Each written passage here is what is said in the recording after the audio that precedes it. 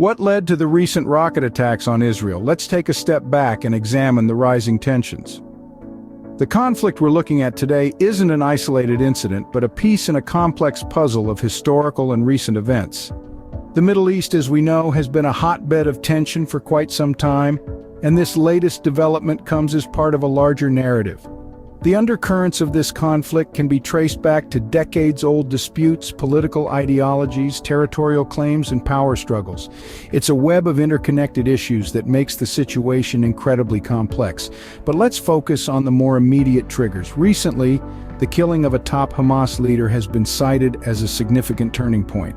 This event, seen by some as a provocation, has escalated the tensions between Hezbollah and Israel to a boiling point. As we can see, the situation was already volatile when the death of a key figure added fuel to the fire. The response to this perceived provocation was swift and deadly. The stage was set in the early hours of the morning, when the first rays of the sun were just beginning to peek over the horizon. An eerie calm shrouded the region, a calm that was soon shattered by the thunderous roar of rockets being fired into the sky. These rockets, launched by Hezbollah, were not random acts of aggression, but a calculated response to what was seen as a direct attack on their allies. The target was Israel, a nation already on edge due to the escalating tensions. The rockets rained down on military bases and cities alike, leaving trails of smoke and destruction in their wake. The damage was extensive. Buildings were reduced to rubble, vehicles were incinerated, and infrastructure was severely compromised. The echoes of the explosions reverberated through the usually bustling streets, now deserted and silent. The impact was felt not just physically, but emotionally too. The fear and uncertainty were palpable, a chilling reminder of the destructive power of conflict. But Israel was not caught unprepared. Their response was immediate and decisive. The Iron Dome, a missile defense system, sprang into action, intercepting many of the incoming rockets mid-air.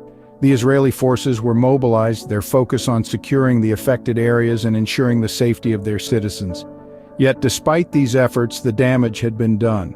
The rocket attacks were not only a demonstration of power, but also a message that echoed through the smoke-filled air, reverberating across the international community.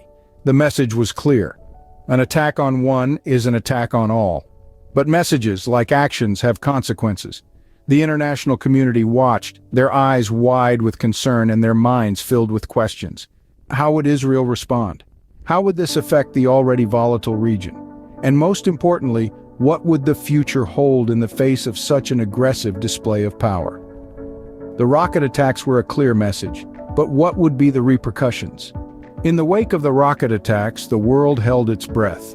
What followed was a series of reactions, a global ripple effect that was felt in every corner of the globe. The international community, as diverse and divided as it is, found common ground in their shared concern and worry. Statements of condemnation flooded from nations with calls for peace and stability.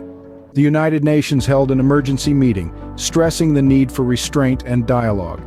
The Security Council echoed these sentiments, reminding all parties involved of their obligations under international law to protect civilians and prevent escalation of hostilities. Yet amidst the political discussions and diplomatic maneuverings, the real impact of these attacks was felt most acutely by the people in the affected areas. The sound of sirens had barely faded when the true cost of the attack became apparent. Lives disrupted, homes destroyed, and a sense of safety shattered. The people in the firing line bore the brunt of the conflict, their lives turned upside down in an instant. Stories of resilience and courage emerged from the rubble, painting a picture of human spirit that refuses to be broken. Yet the scars of this incident run deep. The rocket attacks did more than just cause physical damage, they strained relations and sowed seeds of mistrust. The implications for future relations between Israel and its neighbors are profound.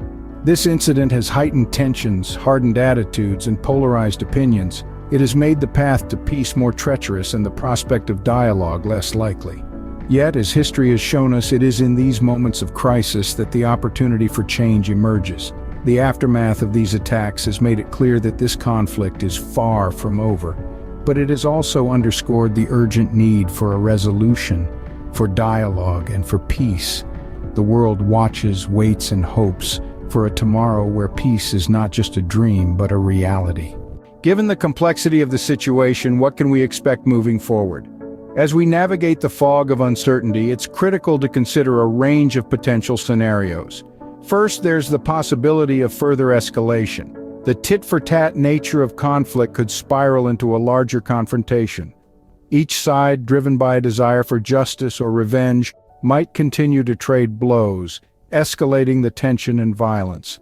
A cycle of retaliation could ensue, with each side seeking to avenge the latest attack, further destabilizing the region.